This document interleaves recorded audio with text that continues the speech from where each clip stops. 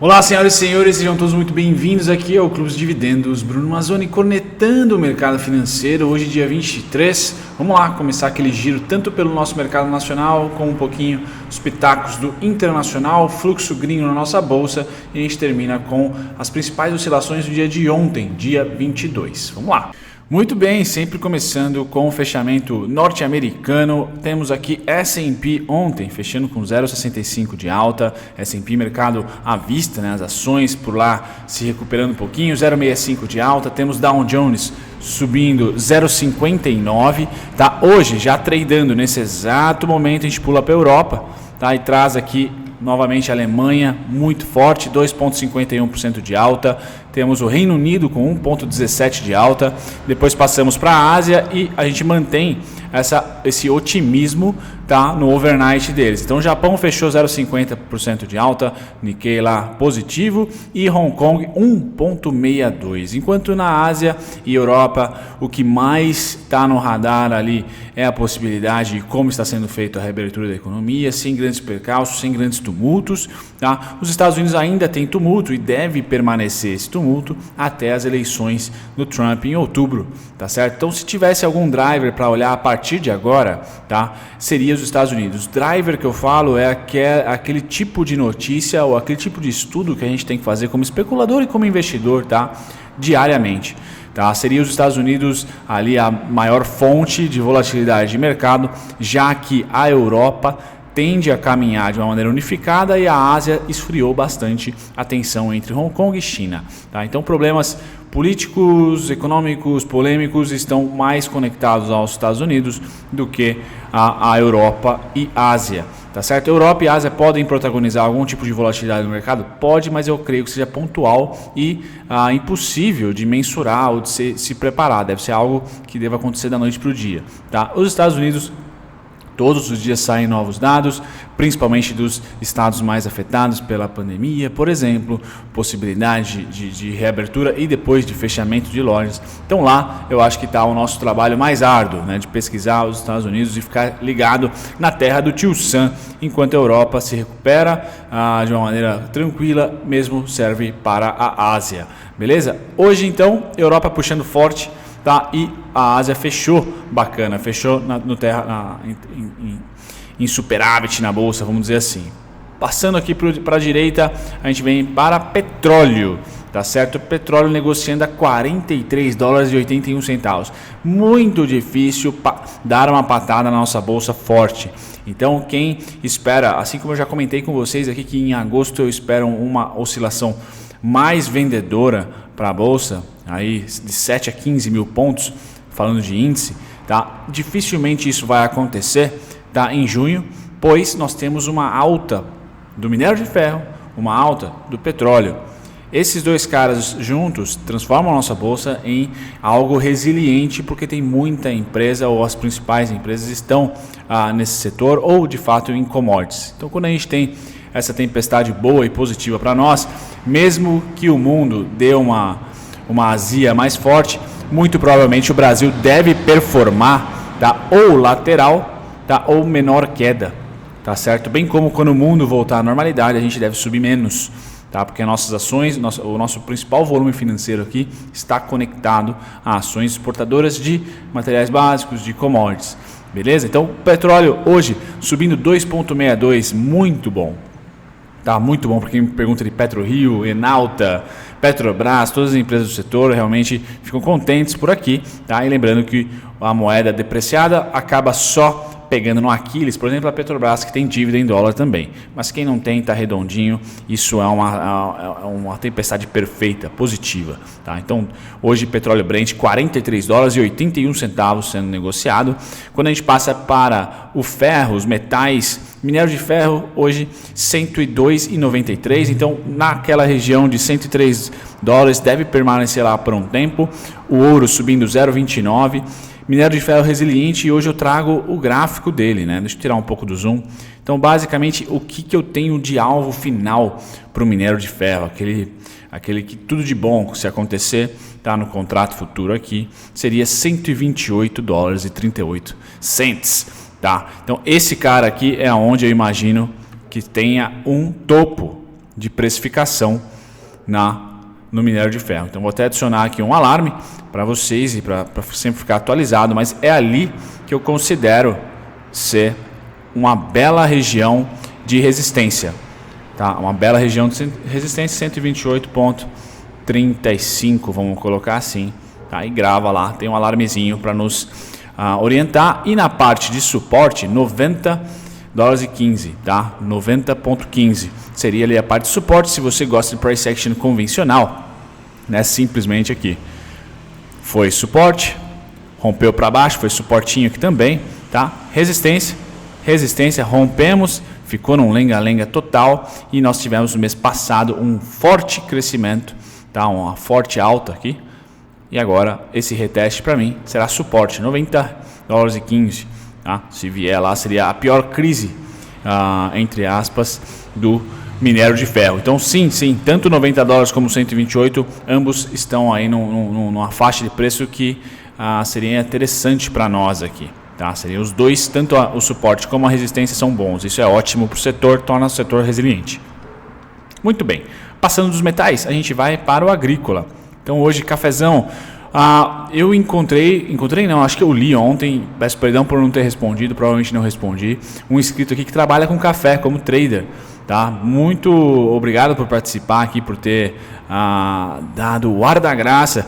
Café, provavelmente você deve tradear café via Guaxupé, tá? Café é uma das coisas mais maravilhosas do mundo e hoje sobe 2,19%. O café que sofreu bastante, eu vou trazer o gráfico do café no café de amanhã para vocês acompanharem também os centavos aqui do Arábica, tá? Algodão subindo 1,47, então ontem uma retração forte, hoje uma subida não tão forte quanto ontem, mas sim, já recupera, o que é bom. Você que tem SLC aí sempre de olho em algodão. Soja a tempos neutra, 0,20, tá? Trigo 0,41, são os contratos com baixa liquidez aqui, tá? Açúcar, esse cai 1%, tá? Ontem estava subindo bastante, hoje cai menos do que subiu ontem, mas está nessa faixa aí. O açúcar conseguiu vencer os 10 centavos, hoje trabalha entre 11,5 e 12, tá? Então essa é a faixa do açúcar. Terminamos com milho, tá? Com 1% de queda, uma quedinha mais chata. Então sim, os grãos aqui, soja, tirando a soja, né? Pegando o trigo e o milho caindo, tá? Depois açúcar e soja também, destaque negativo hoje para o açúcar, mais de 1% de queda, destaque positivo para o café e para o algodão, tá?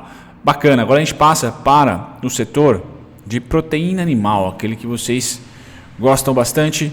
Vamos lá, nós temos o que aqui para dizer hoje? Gado de engorda, caindo 0,55, tá? Depois, deixa eu trocar aqui, caindo 0,55, depois nós temos os futuros dos suínos baixando aqui para 46, então sim, sem tendência, suíno, enquanto o gado de engorda lateraliza, né? Fica nessa região dos 130 já faz um bom tempo, tá? O gado em pé com oscilação pequena de 0,32% de queda, 94.400, ou seja, as commodities de proteína não estão pujantes, em tendência de alta, já começam a lateralizar o gado, tá? E os suínos totalmente suporte e resistência, né? Trading de suporte e resistência. E FR deve estar fazendo um sucesso total ali.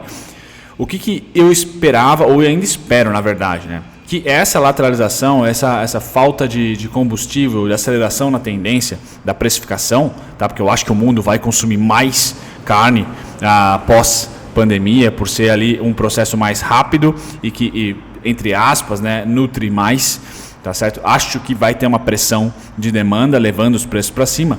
Porém, durante essa lateralização e até queda dos suínos aí, sem muita direção, eu não vejo as ações do setor caindo muito, pelo menos ainda, tá certo? Então, sim, eu estou monitorando as ações do setor, mas o preço, não o valuation, né? O preço mesmo dos ativos aqui, como por exemplo a BIF, a Minerva, não estão atrativos para mim. Tá, então, por enquanto, estou só enxergando, talvez eu morra na praia ali, né? Fique aguardando um pullback mais forte para baixo, mas ele não rolou. Tá? Enquanto as commodities já perderam aqui energia, né? Aceleração, as ações ainda não. Tá? Pois bem, fechado aqui, a gente vem para os índices futuros. Tá? Você que opera a BMF, tá de olho nesse contratinho novo do mini índice. S&P 500 subindo 0,76, Nasdaq 0,71, Dow Jones 0,94, Nikkei 0,80 e DAX 2,75, ou seja, semana positiva. Se o mundo sobe, se os Estados Unidos sobe 0,76, a gente deve subir um pouquinho menos, tá? Sempre que a gente está acompanhando nesse período pandêmico, as bolsas desenvolvidas, vamos dizer, dos mercados desenvolvidos subirem, tá? Lá sobe varejo, lá sobe banco, lá setor financeiro, tá? Lojas. Aqui tá um pouquinho atrasado. Então, quando o mundo sobe, sei lá, 75%, a gente deve subir 50%, 45%. A gente sempre tem que tratar um pouquinho abaixo na subida e um pouquinho também acima na descida. A gente desce menos, porque quando desce no mundo desenvolvido, provavelmente há uma fuga do capital para setores básicos. E os setores básicos tem no Brasil. Tá, então é mais ou menos esse raciocínio que eu tenho. Quando há uma venda no mundo, o Brasil dá uma segurada maior, porque aqui tem bastante empresa de material básico que não necessariamente parou ou está parando durante a pandemia. Quando há um otimismo no mundo, o dinheiro vai para o risco, em quem está reabrindo, em quem está no setor financeiro, que está bem ali pressionado, né, com a possibilidade de inadimplência, coisas desse tipo. Então é dessa maneira que eu penso. Ontem o Ibov caiu aqui os futuros quase 1%, tá certo? Se caiu quase 1%, deve hoje subir por ali. Muita oscilação durante o pregão. Então, novamente, não há tendência. Diversos cafés aqui eu trago para vocês essa leitura aqui dos índices futuros e falo, ó, vai abrir em alta e vai ser tendência de alta, né? Principalmente 2 semanas atrás, 3 semanas atrás, tá? No começo e meio de maio, mas a partir já do meio para frente de maio, eu mesmo vendo uma oscilação positiva, eu tento me policiar aqui para dizer, olha, não espero tendência. Então, por exemplo, se o índice futuro abrir em alta, provavelmente no intraday volta. Então fica aquela coisa chata, tá certo? De cutucar uma nova máxima e voltar tudo, tá? Sem tendência. Não vejo timing interessante para quem trada tendência, vejo timing interessante para quem trada, suporte e resistência, tá certo? Pois bem, passado aqui dos índices futuros, vamos para o dólar, para os juros, ainda não dólar. Então os juros já tem aquela compra clássica após a decisão do Copom, inclusive hoje tem a ata, né, para quem gosta de economia, dá uma olhadinha aí nas explicações do Banco Central sobre o corte e os próximos, como qual a tendência, né, para a próxima reunião, isso é interessante. Mas juros fazendo aquele movimento clássico depois da venda, né, os gringos apostando aqui no corte, realmente cortou, ganharam dinheiro, estão pondo no bolso. Deve ficar sem tendência nos próximos dias. Beleza, passamos dos juros. A gente vem aqui, também vou trazer no café de amanhã, vou trazer aqui a curva de juros no longo, a curva de juros no curto, os contratos de juros, para vocês entenderem um pouquinho mais, e eu também estou estudando o tema. Tá? Pois bem, dólar, pressão vendedora, tá? Começa aqui a ter realmente tendência de venda, né? Vocês percebam que dia a dia tem um aumento do saldo vendedor, então é muito difícil o dólar conseguir romper em junho o topo atual, tá? Deve ficar entre topo e mínima, se essa tendência aqui for se confirmando, tá? A realização no dólar, galera, não quer dizer que a gente não vai ter mais subida, mas eu vou mostrar o gráfico do dólar para vocês, muito provavelmente movimento lateral, o que joga todas as energias. Se juros está lateral, dólar está lateral, joga as energias para os dois outros, outro contrato, que é o mini índice, então joga a pressão para o mini índice, ele está comprador, tá? E joga a pressão para o mercado à vista. Então a gente vai ter mercado à vista sendo comprado, ou pelo menos os gringos estão colocando no bolso as suas vendas, e mercado futuro comprado, esse sim comprado, com saldo comprador. Lembrando que eu tenho o dia 22 ontem aqui como atualizado, tá? Contrato futuro, esse sim, comprado, tá certo? E tendência de compra, tudo um bom volume, um saldo bem maior do que há um mês atrás. Isso traz para a gente, sim, contrato que vai até agosto, começa comprado. Por enquanto eles estão pondo no bolso o dólar e sem tendência nos juros. Pressão então para que algum tenha tendência está no contrato futuro, tá, de índice, e no mercado à vista. Está certo? E no mercado à vista é um bom período para vocês verem lá no finalzinho do pregão, bolsa caindo, de repente a ação vai dar uma pancada para cima, um baita de um volume. É o momento. Esse tipo de fluxo entrando é característico, né? Um dia morno, sem graça nenhuma, 15 minutos começa o leilão de fechamento, um baita de um candle de força. Tá? É normal no meio do dia também ter movimentos de forte saldo comprador. Então é importante estar olhando, porque esses são os dois instrumentos que estão comprados. Mini índice, tá? Como vocês podem ver aqui, dia 22 atualizando. E aqui no mercado à vista eu sou um pouquinho mais atrasado, temos o dia 18, atualização. Eles compraram bastante, estão comprando. E agora o movimento está muito sinérgico com o preço. Então o preço cai é porque eles venderam um pouco. O preço sobe porque eles compraram um pouco. Estão acompanhando aqui o movimento.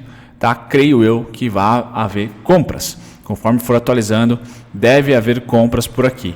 Tá? Se não houver compras por aqui, a gente volta as atenções para o dólar. Deve ser o comprador, não deve ser juros o comprado. No curto prazo. Tá? No longo já está quase 8% ali, algumas curvas. Mas no curto prazo, continua-se sem tendência os juros. E se o índice à vista não houver compras por lá, deve ser porque o dólar está sofrendo mais uma pressão compradora. Por enquanto, não apareceu. Tá? Legal, galera. Trago para vocês o EWZ. Agora análise técnica do EWZ para quem gosta. Tá? Então, basicamente, a gente tem essa região como uma região por price action. Vocês também não precisam de nenhum conteúdo específico meu aqui do canal. Tá? Suporte, suporte, suporte, bingo, resistência. Então, estamos lá. Vai ser um mês, por isso que eu falo, ó, difícil ter tendência em maio e junho. Como tocou o candle, esse candle aqui foi em junho, então maio tivemos uma alta, o espaço técnico, entre aspas, para alta, e agora eu acredito que 32,85 e 29,68 seja ali candidatos a serem tocados por diversos dias. Por isso que suporte e resistência que eu falei para você acaba sendo interessante. No rompimento, somente 37. Tá? Então a gente vence essa região e passa para a próxima. De bipolaridade aqui, né? Suporte e resistência sendo o mesmo ponto. Beleza, galera? Para baixo, tá? Um pullback, se vier mais azedo, esse pullback que eu falei de 7, 8, 15 mil pontos, tá? No nosso índice, eu acho que o EWZ vem para 24,42 e eu tenho também o target para a segunda patada, se ela acontecer, tá? Uma segunda venda forte na bolsa, aqui em 18,27, até com um alarme por aqui. Tá? Esse é o EWZ. A gente passa também para o dólar. Então, dólar, eu comentei com vocês, tá? Durante a queda, que sim, o fluxo de queda ele é mais ou menos que uniforme. Tá? Então, a gente tem aqui uns movimentos muito parecidos. Tá? Terminou com a segunda patada, vamos dizer assim, e agora o que eu aguardo, tá? O que eu aguardava era esse fluxo comprador a partir de uma mínima, tá? Não voltou aqui, voltou aqui embaixo, tá? E agora já apresenta uma certa resistência por ali junto com os meus pontos, esse sim, do mestre dos dividendos. Então não creio que o dólar consiga escapar e criar tendência de queda tão quanto de alta. Junho deve então, e julho, tá? Se postergar para julho, deve ficar nessas três faixas aqui: 51,38 suporte, 53,42 resistência atual e depois 54,19 aqui, tá? Junto com um final de fluxo. Então tudo está meio chato, perdendo tendência, o que é ótimo para scalpers. Começa a aparecer aí os day traders que realmente começam a fazer muito dinheiro com oferta, com suporte e resistência. E quem faz tape reading, por exemplo, começa a ter bastante oscilação dentro de uma faixa de preço comprimida. É isso que eu espero para o dólar, tá, galera? Que fique nessa região aqui, ó. Para baixo, dos 5 somente no 4,962. Tá? Seria o único suporte que eu tenho abaixo dos 4,962. A tendência de queda realmente eu não espero que ela venha a 4,7. Tá? Eu espero que ele fique por aqui. Mas a gente vai atualizando sempre. Tá? Pois bem, passando agora para o nosso índice dolarizado. Tá? Então, enquanto o nosso índice Ibovespa tem aqui uma lateralização bem próximo da máxima, o dolarizado cai e faz um movimento aqui sem interesse, sem tendência, né? O gringo realmente em dólar, sem tendência, até acreditando numa possibilidade maior de um rompimento para baixo. Tá? E para baixo eu tenho aqui 14.370, para cima 19.966. Tá? Eu acredito que junho deva ficar entre esse patamar. Se romper para baixo, tá? Não acredito que em junho deva seguir a tendência, deva voltar. Tá? Lateralização, não há tendência. Tá? Não há tendência. Passando aqui para o calendário, então ata do cupom já, tá? Agora às 8 horas, se você gosta de ver decisão, porquê das decisões de corte de juros, quais são as possíveis projeções para a próxima reunião, interessante a ata do cupom. Tá?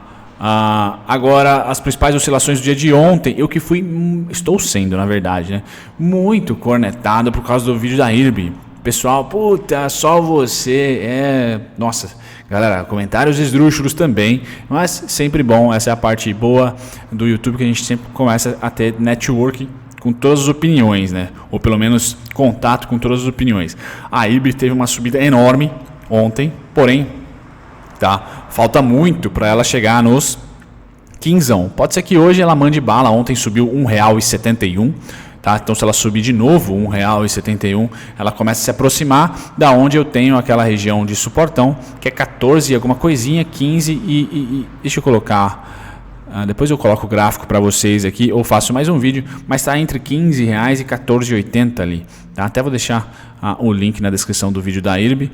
Só tomem cuidado, tá? Só tomem cuidado, porque quando a oscilação é muito grande, para cima ou para baixo, pode inverter para o lado contrário. Tá? Quem tem planejamento com a IRB, manda bala. Eu, particularmente, gosto e continuo com a ideia do preço de IPO. O mesmo movimento que aconteceu na Cielo. Tá? Até vou colocar aqui, ó, mesmo movimento que aconteceu na Cielo, que deu certo, e aí não há comentários esdrúxulos, mas deu certo. Então a Cielo voltou exatamente no preço do IPO, fez aquele dia do WhatsApp, vendeu e voltou no preço do IPO e mandou bala em mais uma pernada de alta. Então tá tudo de bem, tudo de bom aqui, tá? Na Cielo. Já na IRB, tá? Não sei qual rolou a notícia, ainda não abri meu e-mail, não sei se houve algum fato relevante, tá? Mas a IRB não fez esse movimento. Por pouco, mas não fez. Tá certo? Então a IRB explode para cima igual a Cielo. Tá certo? E no pullback, Maraná, 9,12 ficou abaixo. Chegou aqui a mínima. Chegou aqui em 9,91. Ou sei lá, algo parecido com... 9,91 foi a mínima. Então eu, de fato, como ser trader é um grandíssimo pé, porque você tem que ser disciplinado, tá? A única região de interesse continua a mesma, galera, aqui. Então 9,12, 8,86, 7,94. Porém, sei que se ela vier para cima, os percalços são 14,46, 15,27, 15,43. Pimba, não tenho nada contra, se vier para cima também sei. Dos fluxos, tá, vou lá e ploto os fluxos aqui, sem problema nenhum, a gente vai acompanhando, tá, o zigue-zague da IRB. Certo? Passado aqui, que eu sei que tem muita gente acompanhando, tá? E tá liberado as cornetadas, não deixem de cornetar sempre que eu piso, sempre que eu dou uma de VVAR aqui, né? 1,71. Pois bem, passamos aqui pelo Copom, já falei. Vamos lá. Então, grande destaque, negociado de alta, IRB, sem dúvida nenhuma, pole position para ela, tá? O resto tá tudo na mesma aqui. Fora ela, Domo subiu 33. Domo subiu muito. Se bem que várias ações subiram bastante ontem, eu estou vendo aqui. Mas nada. BID 12,80 é interessante. Acima de 14, acima de 13 é interessante. E na parte de queda, galera, nada a declarar aqui também. Nada. Nadinha. Tá bom? Bom, fico por aqui, espero que vocês tenham gostado. Sempre convido vocês a assistirem o vídeo da madruga ou o vídeo de ontem. Então ontem eu postei as 3 small caps mais dividendos versus BOVA11. Peguei aqui Porto Belo, Unicasa e, se não me engano, Eternit, que não tem nada a ver uma com a outra. E fiz uma comparação entre as 3 de fundamentos e depois de rentabilidade contra o BOVA11. Para quem gosta de small caps, quanto que rende uma small cap contra um ETF que tem o risco, entre aspas, diluído como o BOVA11. Beleza? Se gosta, se interessa, dá uma olhadinha aqui no canal. Um grande abraço. Tchau, tchau.